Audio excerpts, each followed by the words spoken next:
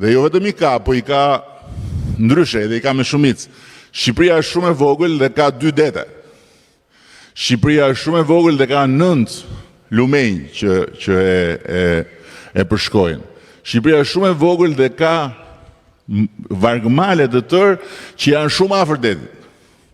Pa llogaritur liqenet e mëdha dhe një numër shumë të madh liqenesh të vogla. Për shembull, ndër ato rrugët e brendshme, këtu nuk figuron, po është rruga e Lurës, e cila është drejt përfundimit, për shembull, dhe plot të tjera si ato. Dhe e gjithë kjo që deti po i sjell Shqipërisë është jashtëzakonisht e rëndësishme në këtë fazë, por në një fazë të dytë do të jetë themeli i asaj që Shqipëria do të ndërtojë në gjithë pjesën tjetër, ku do të jetë realisht një Zvicër, një Austri e Ballkanit. Dhe kur them Zvicër, Austri e Ballkanit, për sa i përket turizmit kuptohemi, jo Zvicër, Austri e Ballkanit do me thënë nivel më i ulët se Zvicër dhe Austria, por njëti nivel në pjesën, po kjo i takon dekadave të tjera. Ajo që i takon kësaj dekade, dhe pludhem në fundit me kurudhat, ajo që i takon, dhe një gjë tjetër me atë qendrën e monitorimit trafikut, sepse ajo është pjesë e gjithë kësaj. E gjitha kjo pa atë përsëri është e paplot. Ndërkohë që qendra e monitorimit trafikut, e cila është gati edhe faktikisht po bëhet një punë e posaçme për të trajnuar gjithë stafin, do të lidhet me projektin që ne kemi nënshkruar, financuar patjetër, dhe është dizenjuar me Emiratet e Bashkuara për të pasur të gjithë territorin, duke filluar nga qytetet, qendra dhe qarqeve dhe pastaj qytetet e tjera, por qendrat e qarqeve, spitalet, institucionet publike, shkollat, me radhë pastaj akset kombëtare, në një sistem kamerash inteligjente. Sistemi kamera inteligjente do bëje, i cili do jetë, domthonjë këta njerëz që do jenë këtu, dhe ato ekrane do shohin gjithë Shqipërinë kohë reale. Do shohin çdo rrugë në kohë reale dhe jo thjesht do shohin çdo rrugë në kohë reale këta, por sistemi është i tillë që në mënyrë të menjëhershme do sinjalizoj këtu për një rritje shpejtësie. Një rritje shpejtësie në një pikë caktuar të Republikës Shqipërisë, aty ku janë kamerat në akset kombëtar, sinjalizohet këtu. Pra nuk do ketë më policë në rrugë, më fare. Punojësit e policisë do jenë të organizuar në një mënyrë tjetër që të jenë të gatshëm nëse është nevoja që ata të shkojnë atje kur ka diçka që duhet të jetë policia, po jo të rinë atje edhe të dalin e thonë ndalo pak e të filloj ajo.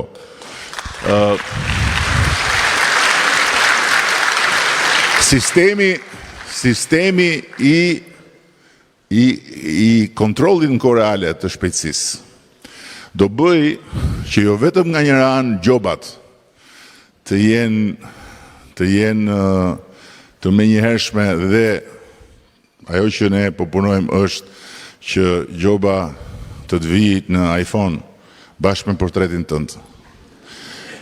Bashkë me gëzimin që ke në faqe kur ndjen adrenalinën e shpejtësisë. Në kohë reale me herë aty të vjen edhe me një përshëndetje, kalofsh mirë, kujdes deri në shtëpi mos e përsërit prapë se vjen prapë. Por përveç se gjobat do të jenë në kohë reale transparente, kjo siç ka treguar sistemi ku përdoret, do të ketë një efekt të jashtëzakonshëm mbi uljen e aksidenteve, sepse do t'i shkoj shumë shtrenjtë adrenalina në qoftë se do insistojnë patjetër që të bëjnë aksident. Dhe fundit, sistemi do të ketë një kapacitet të panjohur më parë nga forcat e sigurisë për identifikimin e personave problematik, po jo problematik në raport me person kërkim, por edhe në raport me mos pagesën e sigurimit makinës. Nuk do mund do të makinat dalin rrugë e pa siguruar, pa u parë. Dhe për të kaluar e fundit tek se kjo hyrja e Tiranës, se Belinda i quajti hyrja e Tiranës, është faktikisht hyrja për Dibër tani, se Dibra u kthye në u kthye si Dibra u kthye si zona e Washingtonit, që është pak më larg, po në fakt është zona ku merren gjitha vendimet. Prandaj ka dhe atë lulen e madhe. Se i duhet dhe i lule tjetër Dibranëve. Po për Ekurudhat do them vetëm këtë, që e para ne, siç e tha më parë në prezantim ministrja, kemi filluar punën për Tiranë-Durrësi në 2014. Tani, pse e them? Sepse të ndërtosh Ekurudha sot, ose vepra të mëdha të këtyre për masa, dhe të jesh jashtë Bashkimit Evropian, është një gjë heroike. Heroike.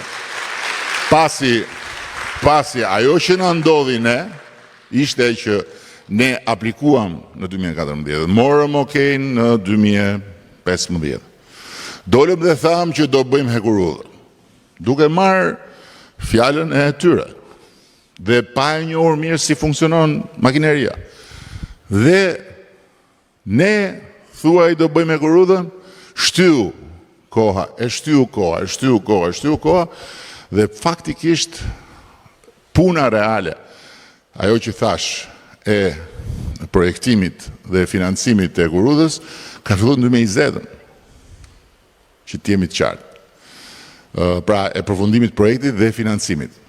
Dhe ndërkohë, për të gjitha Ekurudhat e tjera, ne jemi sot në një proces më të avancuar pikërisht sepse kemi hyrë më thellë me rrugën e antarësimit në Bashkimin Evropian dhe jemi përfituesit deri tani kryesor nga plani i ri i rritjes i Bashkimit Evropian, sepse kemi bërë të gjitha detyrat që kemi marrë përsipër.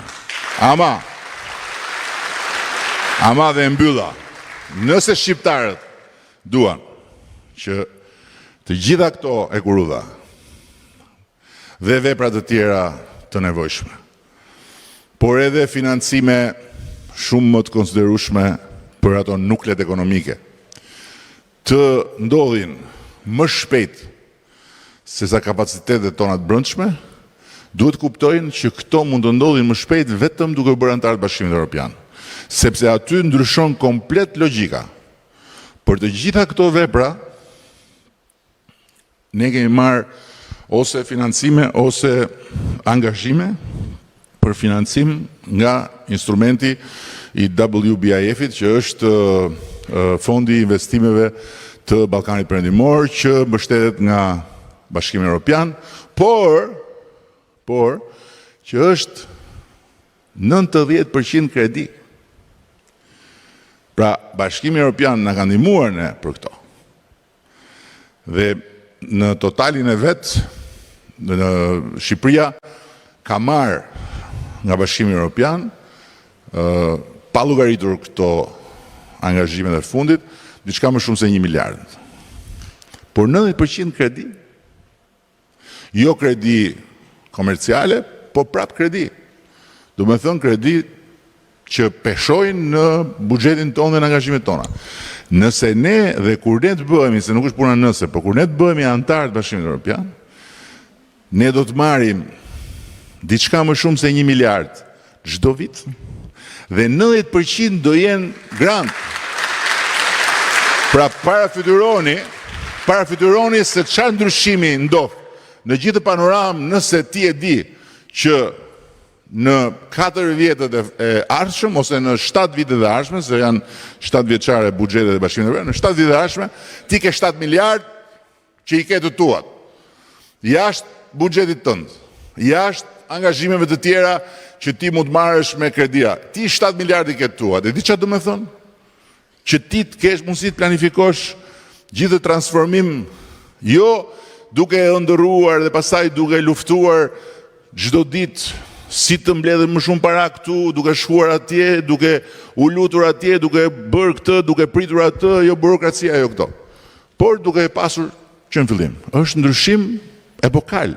Është Shqipëria në një nivel tjetër, komplet nivel tjetër. Është totalisht nivel tjetër. Dhe prandaj unë këmgull që futja jonë në Bashkimin Evropian tani është një fat që na ka ardhur në dorë dhe është një mundësi që është krijuar nga rrethana që nuk janë vetëm për meritën tonë. Ne kemi bërë punën tonë, sepse e kemi arritur të bëjmë atë që në fakt unë gjithmonë kam folur me gjithë bashkëpunëtorët e mi, ne duhet jemi aty në vendin e duhur kur të vijë momenti i duhur. Se kur vjen momenti i duhur, këtë nuk mund ta dim. Se nuk dim se kur ju ndryshon atyre mendja dhe thon hapet dera.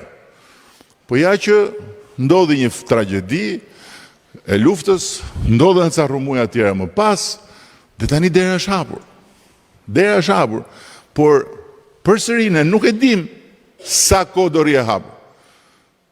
Ne dim që na është dhënë një hapësirë 2 vjet deri 2027, që ne të mbyllim gjithë negociatat dhe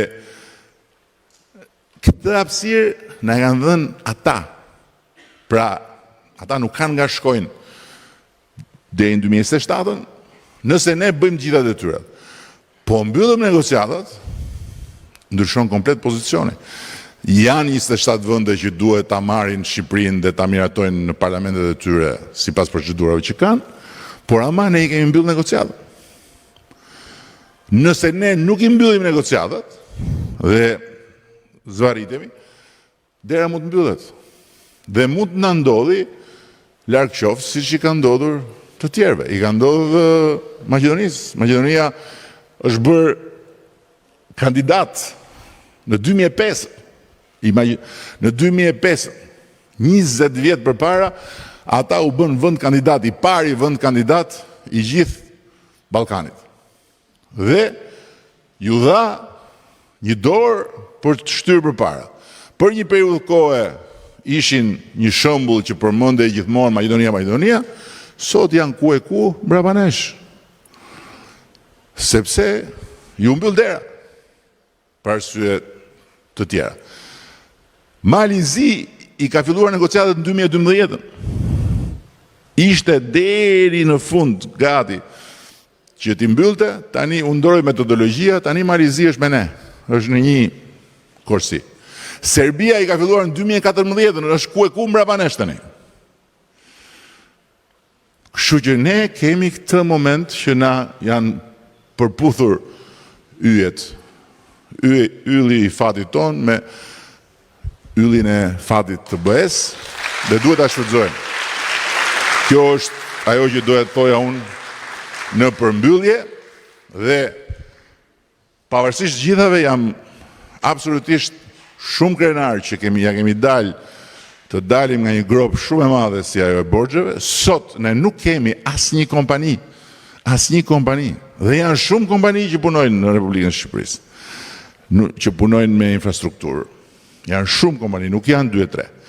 Ne nuk kemi asnjë kompani që shteti t'i ketë 1 euro borxh, e para. E dyta, ne sot për shkak të gjithë insistimit tek standardet, kemi disa kompani që kanë filluar të punojnë në Europë, shkojnë atje, bëjnë punë për Europën, sepse e kanë rritur shumë nivelin e tyre, dhe kemi një nivel pagash në këto kompani që është ku e ku me qa ishte. Por, po qesë se do kemi dhe atë mbështetje që thash që vjen si pasojë antarësimit në Bashkimin Evropian, atëherë se sot ne jemi si ata të dashurumit që ti je i dashurum, ajo të shef me dyshim. Edhe të fton të shtëpia e prindërve të dielën. Ti vishesh, rregullohesh, zbukurohesh sa mundesh, shkon atje, përpiqesh si dhe shmirë etj. Pastaj del dhe rri pret dielën tjetër. Pret dielën tjetër. Se dhe rri pret, si ju duka vjerit arshëm, si ju duka vjerës arshme, çfarë tha kunata, si arshme. Është të merjo.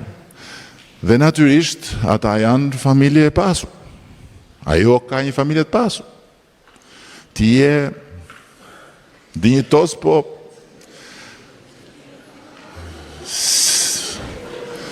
në momentin kur ti futesh atje, edhe të thot vjeri me vjerën, do marrësh drejtimin e kësaj pjesë të kompanisë tonë. Ti kalove dhe bërë aksioner. Shkon, pastaj thua, aman i shas, po më ftojnë të dielën se nuk kam kohë.